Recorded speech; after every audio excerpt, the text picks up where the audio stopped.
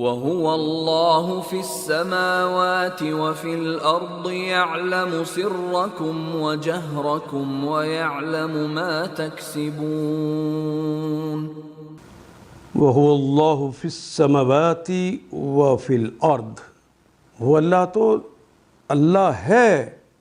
فِي السَّمَاوَاتِ، زمینوں میں بھی اور آسمانوں میں بھی۔ یعلم، علیمہ یعلم، علیمہ اس نے جانا، یعلم وہ جانتا ہے، یہ جانے، سرکم، سر راز، بھید، خفیہ باتیں، سرکم اردو میں کہتے ہیں یہ بات سر ہے، یہ راز ہے، وجہرکم اور جو تم ظاہر کر دیتے ہو، جہرہ ظاہر کر دینا، جو خود بخود سامنے آ جائے، جہرکم اور تمہاری باتیں وہ جو جہری ہیں، جو چھپائی نہیں جا سکتی، وہ بھی، دونوں کو اللہ جانتے ہیں۔ وَيَعْلَمُ، وہ کے معنی اور، یعلم وہ جانتے ہیں یا جانیں گے، ما تکسبون، یہاں پر ما جو ہے یہ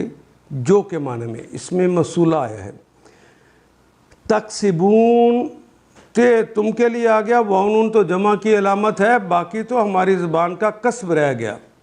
کسب حلال اور کسب حرام کا کلمہ ہم اردو میں استعمال کرتے، حلال کمائی اور حرام کمائی۔ یعلم ما تکسبون،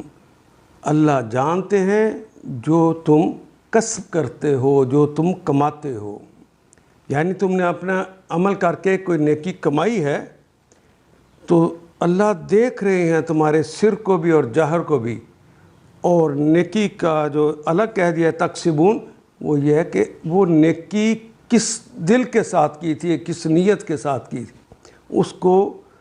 تول کے پھر بتاتے ہیں کہ یہ کمائی ہے، ما تکسبون، یہ اللہ جانتے ہیں۔ ان آیات کو ایک دفعہ پھر تلاوت خود کیجیے، عربی و مبین پڑھتے ہوئے دیکھیے کیا بات پوری اندر اتر رہی ہے، کیا یہ اردو کے سانچے میں ڈھلتی گئی ہیں عبارتیں۔ اگر بات سمجھ آنی شروع ہو گئی تو الحمدللہ یہی ہمارا ہدف ہے اور یہ ہدف پورا ہو گیا۔ اللہ میرا اور آپ کا حامی و ناصر۔ الف لام